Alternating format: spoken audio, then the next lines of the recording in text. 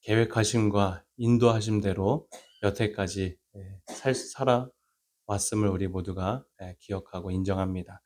우리 교회도 마찬가지로 하나님의 그런 인도하심 가운데서 이러한 슬픔이 있을지라도 다 하나님께서 계획하신 있음을 우리 찬양을 통해서 다시 한번 우리의 믿음을 세우는 그런 시간이 되었길 또한 바랍니다. 어, 마지막입니다. 이런 시간을 이렇게 언젠가 있겠지 그냥 그렇게 막연하게만 생각했었는데 그날이 이렇게 빨리 다가오게 될 줄은 몰랐고요. 5년이란 세월이 짧으면 짧다 생각이 들 수도 있지만요. 예, 저는 대학교 그 4년보다도 더 짧았던 것 같아요. 예, 진짜로 5년이 이렇게 빨리 갔나 싶을 정도로 시간이 빠르게 가는데 정말 하나님의 그런 계획하신 가운데 이 충청 앞에 그리고 보은교회에서의 첫 목회의 그런 일들에 대해서 하나님께 참으로 감사를 드립니다. 오늘 설교 제목은 마지막 설교입니다. 예. 마지막 강의라고 하는 제목을 들어본 적 있으신가요? 네. 아마 유명한 교수죠. 랜디 포시라고 해서 이 미국의 카네기 멜론대 컴퓨터 공학과 교수예요. 그런데 이분이 뭐에 걸려요? 예, 췌장암 말기를 갑자기 50도 안 된 나이에 이렇게 선고를 받습니다. 그래서 시한부 인생, 정말 짧은 인생을 앞두고 이 마지막 강의 해서 여러 학생들을 위해서 사실은 그 근간에 있는 어린 자녀들이 있는데 나중에 커서 이 마지막 강의를 교훈 삼아서 듣고 잘 성장해 가길 바라는 그 아빠의 마음으로 이 마지막 강의를 연설을 했습니다. 강의 주제는 당신의 어릴 적 꿈을 진짜로 이루십시오라고 하는 그런 제목으로 됐는데요. 이런 교수가 그 강의 말미에 이렇게 이야기를 했습니다. 이 강의는 어떻게 당신의 꿈을 이루느냐에 대한 것이 아니었고, 어떻게 당신의 인생을 이끌어 갈 것인가에 대한 것이었습니다. 라고 이야기하면서 그 강의의 분명한 목적을 다시 한번 정리해 주었습니다. 그러면서 삶을 즐겨라. 또 절대 포기하지 말아라. 잘못하면 솔직히 사과하고 용서하고 주변 사람들에게 감사하며 살 것을 반복적으로 이렇게 권면을 했습니다. 저도 이 마지막 설교를 준비하면서 어떤 말씀을 좀 나눌까? 처음에는 참 지난 5년들을 돌아보면서 추억들을 살피고 또 하나님께 감사할 것들 여러 가지 이제 그런 설교를 준비해야지라고 생각을 했다가 문득 이 랜디 포시의 그 마지막 강의처럼 저도 이러한 마음으로 이 마지막 설교를 준비하게 되었습니다. 그래서 그동안 뭐 어떤 일을 했고 또 5년을 돌아보기보다 또 우리의 바꿀 수 없는 닥쳐진 상황들보다 그런 상황 속에서도 어떤 태도와 선택을 하며 교회를 이끌어 나가야 될지 마땅할지 생각하며 말씀을 준비해 보았습니다. 모쪼록 이 1시간 정말 주님의 그런 모든 계획하심과 뜻을 발견하는 우리 모두가 되었으면 좋겠습니다. 지금 오늘 시점에서 우리가 바꿀 수 없는 상황들이라고 저는 생각되는 게 크게 두 가지였어요. 인사이동, 그죠? 저는 가는 곳이에요. 그리고 새로운 목사님이 오는 것. 이거는 우리가 바꿀 수가 없죠. 그리고 또 하나의 바꿀 수 없는 것은 우리 보험교회 구성원이에요. 물론 이사를 가거나 조금씩은 변화가 있고 새로운 분들이 오고 할 수는 있지만 결과적으로 우리 보험교회 성도님들은 앞으로도 우리가 같이 신앙을 해야 되는 그 변할 수 없는, 바꿀 수 없는 상황들이라고 생각이 되었습니다. 그래서 앞으로 어떻게 교회를 이끌어 갈 것인가? 우리 모두는 오늘의 시점에서 한번 생각해 보고 돌아봐야 되겠다 생각이 듭니다. 몇 가지 좀 주제들을 선정했는데요. 첫 번째로는 하나님의 주권을 인정하자는 것입니다. 여러분들의 인생을 탄생케 하시고 수많은 역사 속에서 교회를 지켜오시고, 그죠? 또 우리 재림교회에 대한 어떤 사명을 주시고, 우리 보험교회 이곳에 오기까지 다 누구예요? 하나님의 주권 하에 예, 이루어져 왔음을 저희들은 믿습니다. 그 사실을 다시 한번 인정했으면 좋겠습니다. 교회의 궁극적인 리더와 주권자는 사람이 아니죠. 목사입니까? 교회의 리더가 목사예요? 아닙니다. 장로인가요? 집사인가요? 아닙니다. 교회의 머리 대신 누구요? 예수 그리스도라고 성경은 분명히 말씀하고 있음을 우리들은 잊지 말아야 할 것입니다. 예수님도 말씀하시길 이 반석 위에 내 교회를 세우겠다 했어요. 누구의 교회요? 예, 예수님의 교회예요. 뭐 우리 한국연합회 교회도 아니고 대청회 교회도 아니고 충청합회 교회도 아니고요. 그죠? 예수님의 교회라고 분명히 예수님께서도 말씀하셨어요. 또한 기억해야 될 것은 그런 교회의 리더조차 사람의 어떤 선거만이 아니라 누가 세우시는 거예요? 성령 하나님이 다 지도자를 세우고 또 발령을 주고 새로운 목회자를 받게 하고 새로운 만남을 갖게 하는 것. 이 모든 것들, 직분을 세우고 이런 것들이 그냥 단순히 우리의 어떤 선거,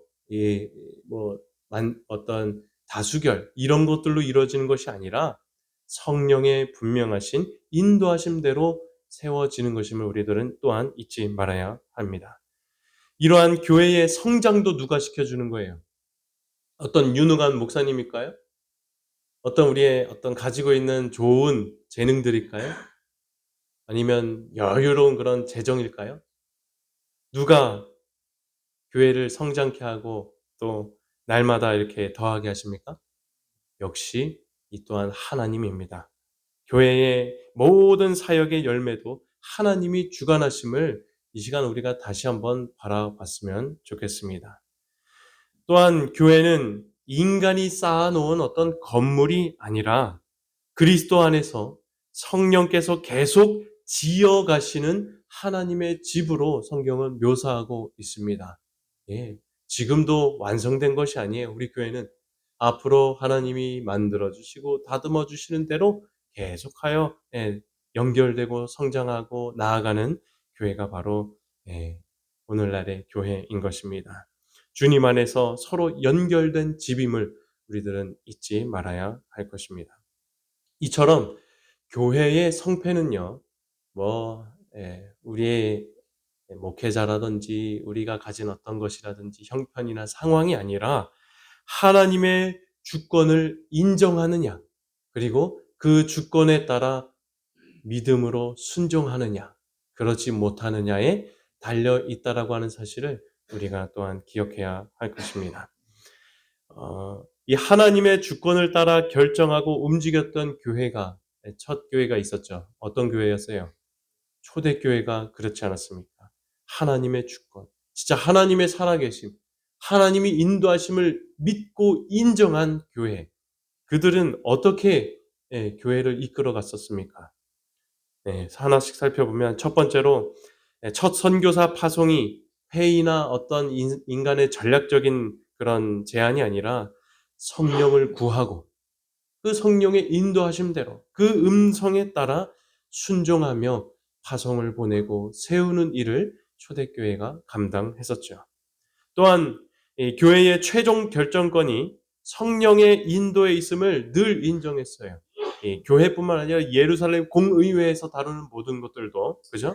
성령과 우리는 하면서 이 성령 하나님의 분명하신 주권을 인정했던 교회가 초대 교회였죠.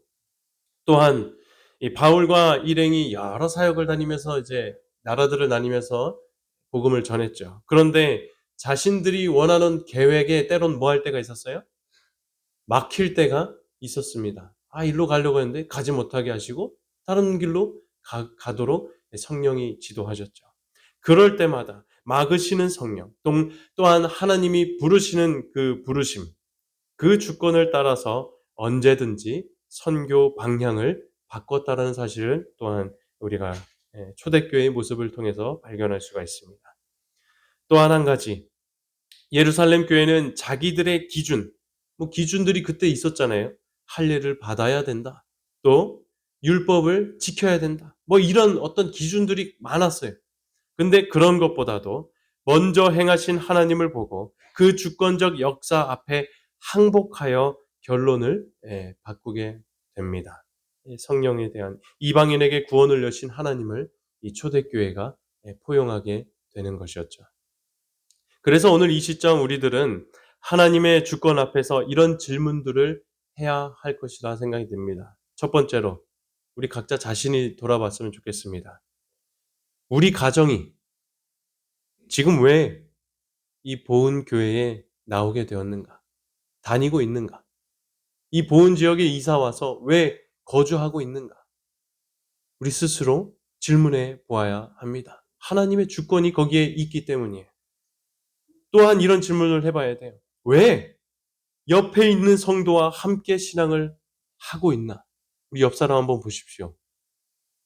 왜 옆에 있는 사람하고 이 부부도 가끔씩 살다 보면 마음도 안 맞고 다투기를 그렇게 많이 하는데 하물며 옆에 있는 다른 사람들은 어떻습니까? 달라도 너무 다르지 않습니까? 그런데 왜 옆에 있는 성도와 함께 오늘날 하나님은 우리로 신앙을 하게 하셨는가? 오늘 이 시점 우리들이 묵상하고 돌아봐야 될 중요한 질문입니다. 저도 마찬가지예요. 나의 첫 목회지는 왜 보은 교회였을까? 참 돌아봤어요. 설교를 준비하면서. 왜 보은 교회여만 했을까? 하나님만이 아시죠. 참 이곳에서의 그런 5년의 시간 동안 준비시켜 주신 것 같아요. 훈련시켜 주신 것 같아요. 또 이 성경에 대해서 또 맥을 알게 되고 무엇을 선포해야 되고 교회를 어떻게 운영해야 되는지 주님이 이곳에서 훈련시켜 주셨던 것 같습니다. 반대로 왜 보은교회는 이호셉 목사를 만나게 되었나? 이 또한 우리 교회가 돌아보아야 합니다. 왜 만나게 했을까요? 뭐 때문인 것 같아요? 하나님의 주권이 그 의미가 무엇이었을까요? 고민해보고 돌아보아야 하는 것입니다. 또한 왜 이 타이밍에 아직 제자 훈련이나 또 우리 전도회 오신 분들 참 앞으로의 그런 인연들이나 해야 될 것들이 많거든요. 근데 왜 하필 이 타이밍에 새로운 목회자를 파송하셨는가? 이 질문 오늘날 이 시점에 우리가 진지하게 고민하고 성령께 질문하며 기도해야 하는 것입니다. 또한 왜 수많은 어떤 목사님들이 있는데 임예찬 목사님 그리고 사모님을 이 보은교회로 파송하셨는가? 우리가 질문하고 기도로 간구하며 그 뜻을 구해야 하는 것입니다. 반대로 저도 왜 삼성교회로 파송했는가? 요즘의 묵상거리입니다. 이런 질문들 하나님의 주권 앞에서 우리가 해야 할 질문들이라 생각이 듭니다. 교회에 보낸 것의 말씀이 참 감동입니다. 하나님이 소유하신 이 교회, 겸손하게 하나님과 동행하는 것이 우리의 뭐래요? 의무래요. 겸손하게 이런 모든 것들을 하나님과 동행하는 것. 교회가 비록 약하고 결함이 있고 책망과 경고와 권고를 받을 필요가 있을지라도 그것은 그리스도께서 당신의 최고의 관심을 쏟으시는 지상의 유일한 대상이라고 말씀하셨습니다. 이 우리 교회를 그 어떤 것보다도 교회들을 최고의 관심으로 하나님이 보고 계신다는 거예요. 세상은 우리가 사는 이 땅은 인간의 역사와 하나님의 역사와의 협력을 통하여 예수께서 당신의 은혜와 거룩한 자비로서 인간의 마음에 실험하고 계시는 장소다라고 말씀하셨습니다. 그래서 아까의 질문들 정말 교회를 이끌어 가시고 지금 이 상황을 통해서 실험하고자 하시는 하나님의 뜻을 우리들은 바라보고 또 묵상해 보아야 하는 것입니다. 두 번째로 이런 이야기입니다. 본질은 유지하되 사람은 관용으로 예, 포용하는 우리 교회가 되었으면 좋겠습니다. 뭐라고요? 본질은 유지하되 사람은 관용이요. 네. 이 제자 훈련반에서 요즘 이제 사도행전을 묵상하고 있는데 이번 주에 월요일 날 묵상한 내용이 참 감동이었습니다. 많은 생각도 들게 했어요. 사도행전 15장 22절 35절에 대한 내용인데 그 내용이 뭐냐면 초대교회가 이제 복음을 막 전파하다 보니까 이방인들이 뭐예요? 다 개종해서 그리스도인이 되는 그런 참 놀라운 역사가 일어납니다. 여러분 당시에 이방인들이 어떻게 살았습니까? 이방신을 막 섬기는 습관을 그대로 가지고 있었고요. 그들의 문화, 그죠? 식습관, 또 생활 방식들, 그 모든 것들이 뭐였어요? 기존의 유대인들과 정말 달랐어요. 예. 그래서 어떤 일이 일어나요? 그들이 교회로 점점 들어오고 이제 넘쳐나게 되자 난리가 납니다. 교회 내에서. 교회 내에 엄청난 논쟁이 일어나요. 할례도 안 받고, 예. 한마디로 우리 침례도 안 받고, 의문의 율법도 지키지 않는, 이 십계명대로 안 살고 그냥 막 자기 마음대로 막 기준을 가지고 사는 저 이방인들이 어떻게 구원을 받을 수 있냐 하는 거예요. 그런 것도 없이. 우상에게 바친 고기를 사용하고 장사하는 일에 대해서 우리가 어떻게 할 것이냐. 이들 때문에 그리스도교의 평판이 떨어지겠다. 어떻게 할 거냐. 큰 논쟁이 이 초대교회가 성장하는 중에 일어나게 돼요. 그래서 많은 유대인들은 지금까지 예배 방식, 율법과 의식이 새로운 그리스도 교회에도 이 기독교에도 계속하여 반영되어야 한다고 주장을 했어요. 어떤 진정한 개심의 표시가 있어야 된다. 그러니까 할례를 꼭 받아야 된다. 헌신의 표시로 율법 준수하는 것을 체크해야 된다. 점검해야 된다. 이야기를 주장을 했던 것입니다. 이에 예루살렘에 모여서 큰 회의를 가져 총회를 가집니다. 그리고 내린 결론이 무엇입니까?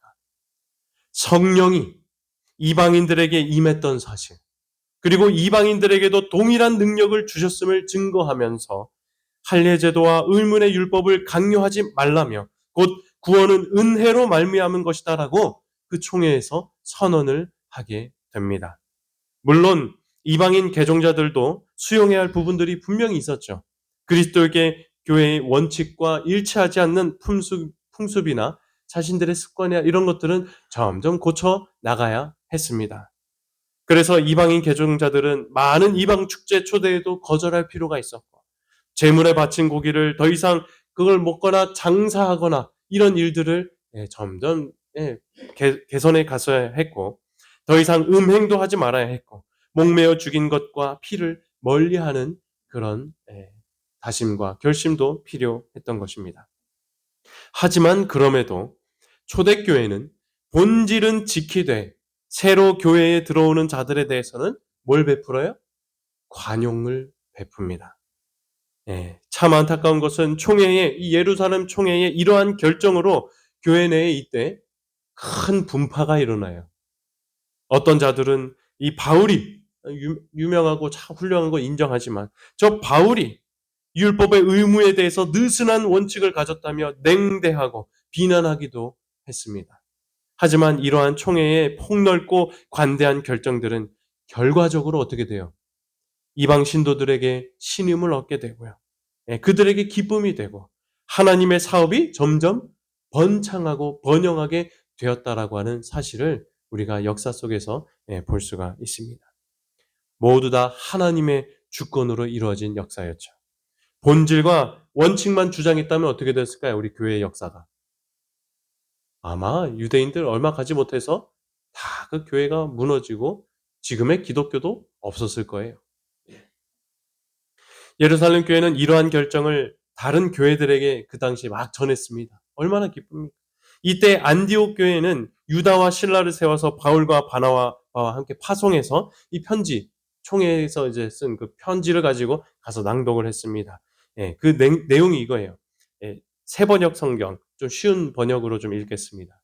형제들인 우리 사도들과 장로들은 안디옥과 시리아와 길리기아의 이방 사람 교후 여러분에게 문안합니다. 그런데 우리 가운데 몇몇 사람이 여러분에게 가서 우리가 시키지 않은 여러 가지 말로 여러분을 혼란에 빠뜨리고 여러분의 마음을 어지럽게 하였다는 소식을 들었습니다. 그래서 우리는 몇 사람을 뽑아서 사랑하는 바나바와 바울과 함께 여러분에게 보내기로 만장일치로 결정하였습니다. 바나바와 바울은 우리 주 예수 그리스도의 이름을 위해서 자기 목숨을 내놓았던 사람들입니다. 또 우리가 유다와 실레를 보내니 그들이 이 일을 직접 말로 전할 것입니다. 성령과 우리는 꼭 필요한 몇 가지 외에 이게 뭐예요? 아까 유다가 얘기했던 그 네 가지가 있어요. 꼭 원칙들이에요. 여러 가지 원칙들. 신앙하면서 꼭 지켜야 될 것들. 그 몇 가지 외에 더 이상 아무 무거운 짐도 여러분에게 뭐 하지 않기로? 짐을 지우지 않기로 하였습니다라는 편지를 다른 옆에 있는 고민하고 참 이 문제로 힘들어하는 그 성도들에게, 이방인들에게 이 편지를 낭독했던 것입니다. 즉 원칙은 지키되 사람은 관용하기로 했다라는 그런 결정을 이야기한 것입니다. 이 보은교회에서 5년을 목회하다 보니 초대교회 총회 때의 상황과 비슷한 모습을 종종 볼 때가 있었습니다. 본질과 원칙을 강조하다가 상대를 힘들게 하고 원치 않게 상처를 줄 때가 종종 있었어요. 어떤 안식일 학교에 대한 거, 안식일 준수하는 일에 대한 거, 복장에 대한 거, 음식에 대한 거, 음악에 대한 거, 성경적 신앙적 원칙에 대해 부단히 강조한 일들이 많았습니다. 또한 우리 각 개인의 개인적 원칙들도 많았어요. 나만의 기준들, 내 편의와 내 중심적 말과 주장들, 이게 나만의 율법 아닙니까? 오랜 신앙을 하면서 결론 지어온 나만의 신앙적 가치관과 생각들, 이런 개인적 원칙들 역시 순수하게 신앙하려는 성도들에게 되려 짐을 지어주는 일이 반대로 되기도 합니다. 이 시간 한번 각자 스스로 질문해 보게 되길 바라요. 나는 이 교회에서 사람들에게 짐을 덜어주는 성도인가? 짐을 지워주는 성도인가? 돌아보게 되시길 바랍니다. 그리고 본질과 원칙은 지키되 사람은 관용하는 우리 보은교회가 되었으면 참 좋겠습니다. 교회에는 본질적인 것이 있고 비본질적인 것들이 있어요. 이것들을 우리 교회가 잘 구분했으면 좋겠습니다. 어떤 것이 본질적인 거예요? 복음 자체죠. 그죠? 예수 그리스도. 그분이 하신 것들.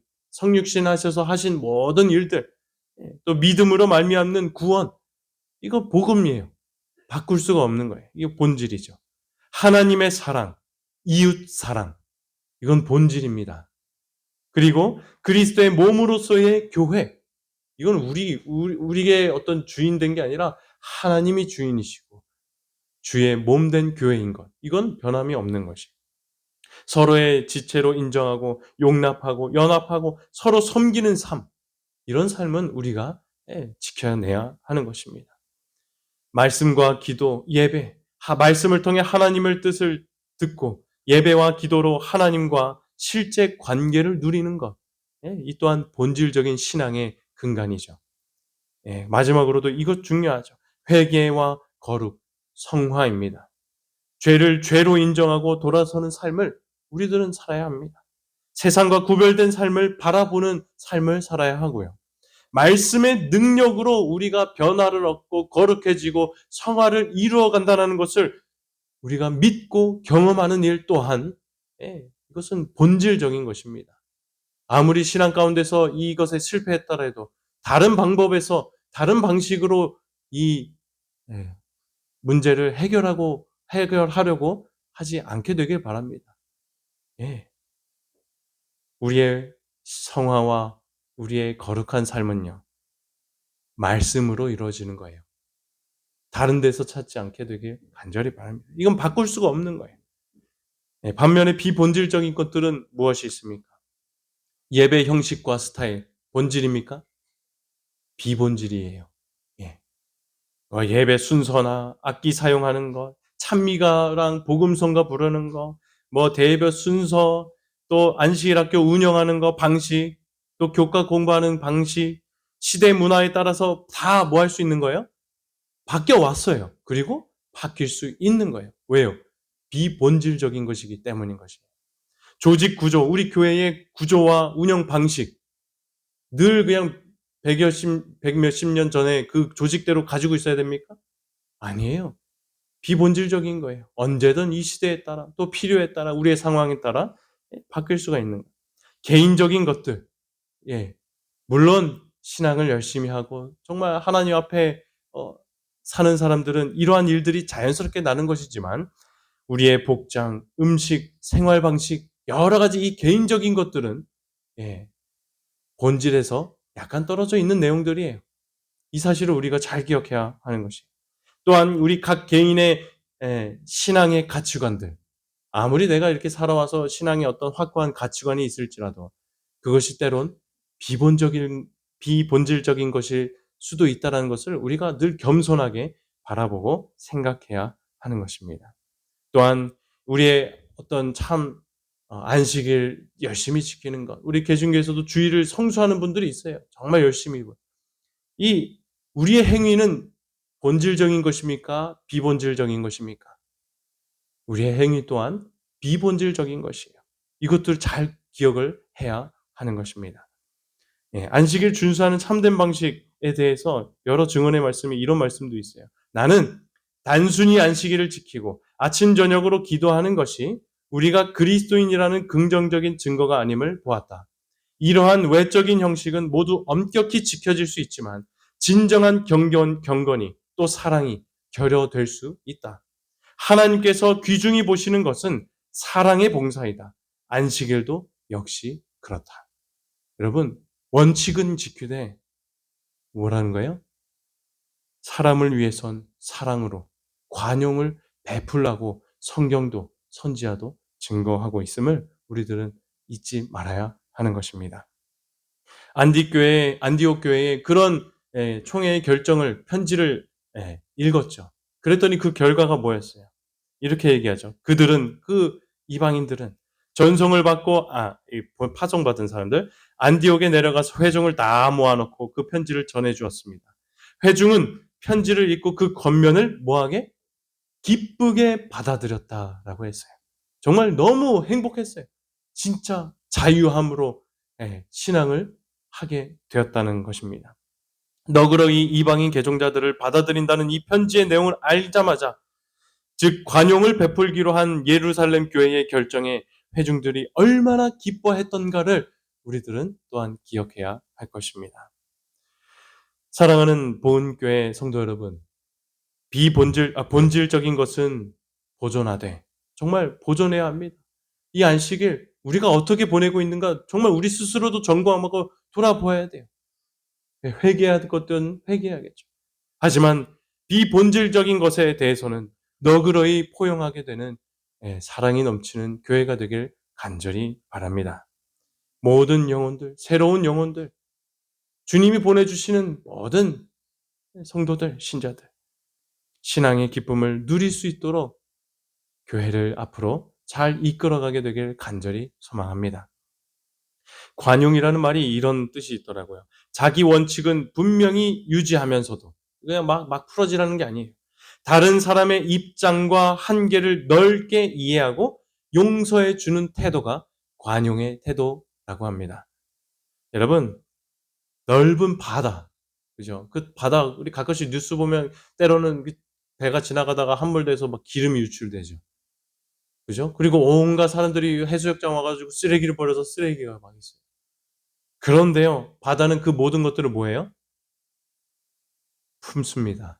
관용합니다. 그러면서도 뭘 잃지 않아요? 이 바다의 푸르름, 이것을 결코 잃어버리지 않습니다. 이게 바다가 보여주는 관용의 모습이에요. 여러분, 저 높은 하늘 어떻습니까? 구름들, 때로는 아름다운 하늘을 가릴 때가 있죠. 하지만 그런 구름들이 있을 때 그것을 품고도 무너지지 않는 하늘 같은 마음을 우리가 지녀야 하는 것입니다. 깊은 강, 이 돌과 흙이 굴러 들어와도 조용히 흘러가는 강, 그죠? 쉽게 흥분하지 않고 모두를 받아주는, 사랑으로 받아주는 교회가 되길 간절히 기도합니다. 상대의 실수, 다른 사람의 단점, 차이, 못마땅한 모든 현상들, 여러분, 이 바다와 하늘과 이 깊은 강이 보여주는 것처럼 하나님, 예수님의 보여주셨던 것처럼요. 사랑으로 관용하게 되시길 간절히 바랍니다. 좋은 교회가 뭘까 생각해 봤어요. 전 개인적으로 건물이 좋고 교인 구성원이 좋고 재정이 튼튼하고 신앙도 좌라고 열심으로 선교하는 교회가 좋은 교회라고 저는 생각하지 않습니다. 좋은 교회란 연약한 자들로 구성되어도 서로 이끌어주고 이해하며 사랑을 나누는 교회가 좋은 교회입니다. 재정이 빈약해도 함께 모여 하나님께 기도하며 인도해달라고 간구하는 교회가 좋은 교회라고 생각이 듭니다. 믿음의 정도가 우리 성도 가운데 다 달라도 부족할지라도 서로를 위해 기도하며 사랑으로 피차 권면하면서 예수의 참된 제자가 되기 위해 애쓰는 교회가 저는 좋은 교회라 생각이 듭니다. 저는 부흥교회가 이런 교회가 되었으면 참 좋겠습니다. 세 번째로 젊은 목회자와의 생활입니다. 우리 부흥교회에 또 다른 바뀌지 않는 사실이 하나 있습니다. 그게 뭘까요? 100번을 자다 일어나도 누구 오지 않아요? 경험이 많고 노련한 목사님이 옵니까? 안 와요. 진짜로. 이게 현실입니다. 저도 올 때 전도사로 왔고 결혼도 하기 전이었습니다. 지금 오는 분도 이제 막 결혼해서 신혼여행 마치고 여기 오는 거예요. 젊은 목사님을 받아야 한다는 것이에요. 그 젊은 목회자와 생활해야 한다는 것입니다. 그 말은 다시 말해서요. 인생과 신앙의 연수가 많은 여러분, 성도님들의 성에 안 차고 불만족한 것들이 있을 수밖에 없다라는 것입니다. 어리게 느껴질 수밖에 없는 거예요. 네. 저도 5년밖에 안 되었지만 지난 시간을 돌아보면 그 5년 사이에도 제가 얼마나 참 어렵고 제 중심적으로 교회를 이렇게 운영하려고 했었나 생각이 들었어요. 기억나십니까? 저희 첫 이사 와서 우리 사택에 있는 문짝을 떼서 밖에다 내는 거 기억나시는 분 계실 거예요. 예. 지금 돌아보면 '야 무슨 생각이었나.' 생각이 드는데 개인적으로 그때 당시는 문이 이제 좀 사택이 좁으니까 저 중심적으로밖에 생각을 못 했던 거예요. 나중에 이제 나갈 때는 우리 사비로 우리 돈으로 다시 채워 줘야겠지. 그런 생각이 그냥 했던 거예요. 근데 이제 그거를 이제 성도님들 다 주워 오시더라고요. 그걸 보면서 야 이제 아무튼 나중에 돌아보니까 그런 생각도 들었고요. 첫 직원회 때 참 당돌했죠. 교회 수동 자동차였잖아요, 수동. 저도 수동을 요즘 수동이 없을 뿐더러 저도 잘 못했어요. 근데 교회 사람들도 수동을 잘 못하더라고요. 방문을 가야 되는데 운전을 못하니까 첫 직원회 때 자동차 바꿉시다. 저 그랬어요. 교회 형편도 모르고 그냥 필요하니까 제 판단의 생각에 그냥 이렇게 어리게 어리숙하게 그렇게 그냥 직원 이렇게 제안을 줬습니다. 이 외에도 제가 이 5년 목회하면서 인생과 신앙의 연수가 많은 성도님들이 보시기에 이 목회자지만 얼마나 참 철부지할 때가 있었고 부족할 때가 있었을까 돌아보면 생각이 듭니다. 오시는 목사님과 사모님 어떨까요? 똑같아요. 똑같습니다. 다르지 않아요. 뭐 조금 개인별로 다를 수 있지만 20 대고 두 분 다 20 대잖아요, 이제 오시는 분들. 예. 똑같다고 보시면 됩니다. 그래서 이런 교회가 되어 본다면 어떨까 저는 좀 제안을 드려 봅니다. 뭐 하지 말고요? 기대하지 말고 뭐 하세요? 기도하십시오. 오늘 목사님 사모님도 신학 출신이다 제가 기대를 하게끔 이렇게 얘기했는데요. 생각해 보니까 뭐 하지 말아야 돼요? 기대하지 마십시오. 기대하면 실망만 합니다. 기대하지 말고 기도하시기 바랍니다. 저도 5 년간의 여러분들의 기도로 조금 이렇게 성장하고 조금은 이제 성인, 어른이 되고 또 교회를 운영하는 어떤 참 목회자로서 이렇게 성장할 수 있었던 것 같아요. 기도해 주시기 바랍니다. 또한 두 번째로 가르치려 하기보다 뭐 해야 될까요? 인내하게 되길 바랍니다. 우리 어린 전도사 목사들이 다니다 보면 여러분들은 한 번 말하지만 온갖 분들에게 들어요. 예, 저도 여기 있으면서 이런 분야에 대해서 저런 분야에 대해서 얼마나 많은, 물론 다 사랑의 조언으로 예 하셨죠. 그런데 때론 가르치려 하기보다 인내해 보게 되시길 바랍니다. 여러분, 저도 참 어린 나이에, 젊은 나이에 이 자리에 섰지만 이 자리에 그냥 있는 것만으로도요, 어떤 삶을 사는지 아십니까? 잠을 자지 못하고 뜬 눈으로 밤을 샐 때도 있었어요. 그러면서 하나님이 조금씩 저를 깨우치고 가르쳐 주시고 훈련해 주셨습니다. 여러분, 오셔서 부족한 게 많아요. 바로바로 뭐 이렇게 교정하려고 하지 마시고 인내해 보시기 바라요. 기도해 보시기 바랍니다. 하나님이 길러 주셔요. 예수님이 옆에서 도와주심을 보게 되시길 바랍니다. 하지만 그래도 뭐 이렇게 좀 힌트를 줘야 될 때가 있어요. 그럴 때는, 권면이 필요할 때는 뭐로? 사랑으로 하게 되시길 바랍니다. 그냥 툭 지나가다가 그냥 막 얘기하지 마시고, 사람들 다 있는 데서 얘기하지 마시고요. 진짜 사랑으로 집에서 밥을 좀 해 주시면서 사랑으로 해 주시기 바랍니다. 그러면 우리 목회자들도, 젊은 목회자들도 겸허하게, 또 다 뭐든 인정하거든요, 부족한 것. 그렇게 우리 성도님들과 협력하면서 목회하게 될 줄 생각이 됩니다. 아들, 딸, 손자, 손녀처럼 여러분들 다 이제 아들과 딸, 손자, 손녀 다 있지 않습니까? 그것처럼 아껴 주시기 바랍니다. 젊은 지도자의 소명을 인정하고 세워 주시기 바랍니다. 이런 교회가 되었으면 참 좋겠고, 이런 교회가 되길 저도 기도하도록 하겠습니다. 초대교회는 이런 젊은 지도자들을, 연륜보다 자격과 소명을 보고 뭐 디모데라든지 장로들이라든지 젊은 사람을 세웠고요. 그 젊은 지도자들을 존중하며 순종했죠. 이런 일들이 우리가 필요해요. 마지막으로 저는 이런 이야기를 끝으로 하고 싶습니다. 베들레헴에 이제 우리 예수님이 탄생하실 때, 구유에 태어나시고 그럴 때 베들레헴 위에 뭐가 떠 있었습니까? 별이 떠 있었습니다. 예. 그런데 그 별을 보면서 예수님께 나왔던 존재들이 있어요. 누구예요? 동방에서 온 박사들이에요. 여러분, 이 상황에서, 이 역사에서 주인공이 누구입니까? 별입니까? 예수님입니까? 아기 예수였습니까? 예수님이시죠. 그래서 이 동방 박사들도 우리가 동방에서 그의 별을 보고 그에게 뭐하러? 경배하러 왔다라고 이야기를 했어요. 별을 보면서 왔지만 별을 인정하고 별에게 경배한 것이 아니라 예수님을 경배하러 왔다고 분명히 이야기해요.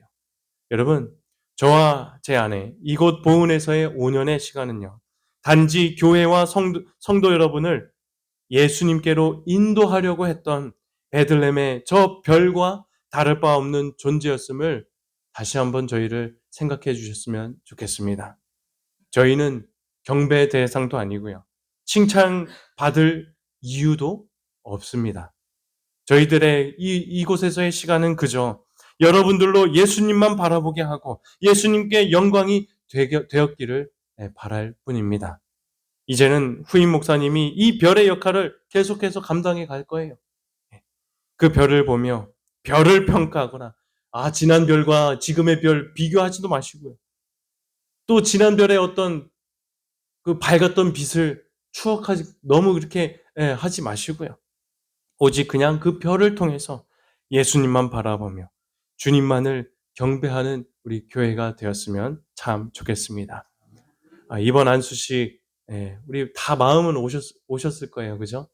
형편에 따라 못 오신 분들도 계셨지만 이렇게 많은 분들이 와서 축하해 주고 응원해 주시고 기도해 주셔서 참으로 감사를 드립니다. 이렇게 안수를 받고 삼성교회로 저도 가게 되었지만 그곳에서도 마찬가지라 저는 생각이 듭니다. 저는 삼성교회의 성도들을 예수님께로 인도하는 별의 역할을 하도록 집중하는 사역을 할 것입니다. 이 일을 위해, 또 저희 가정을 위해서 계속하여 기도해 주시면 감사합니다. 재림성도, 교회는 지역이 다르고 다 다르지라도 한 가족이에요. 또 세계적으로 우리 재림교회가 있지 않습니까? 어느 이 신혼여행이나 또 여행을 가서 해외에 가도 얼마나 가족처럼 받아주는지 몰라요. 얼마나 반갑게 맞아주는지 몰라요. 우리도 이 재림교회에 있다 보면 언제 어디서 또 볼지 모릅니다. 우리 신장로님이 기도했던 것처럼 말이에요. 우리의 자녀들, 우리가 직접적으로 아니더라도 우리의 자녀들 혹은 손자 손녀들이 저와 저희 자녀들과 뭐 어떻게 이렇게 돼서 어떻게 또 알게 될지도 모르는 거예요. 그죠?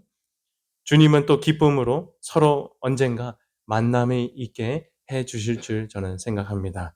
모쪼록 저나 또 이렇게 가게 되는 저나 또 새로운 목회자를 받는 우리 모든 성도님들 정말 기쁨으로 신앙하며 하늘까지 함께 나아가게 되길 간절히 바라며 오늘 마지막 설교를 마치겠습니다.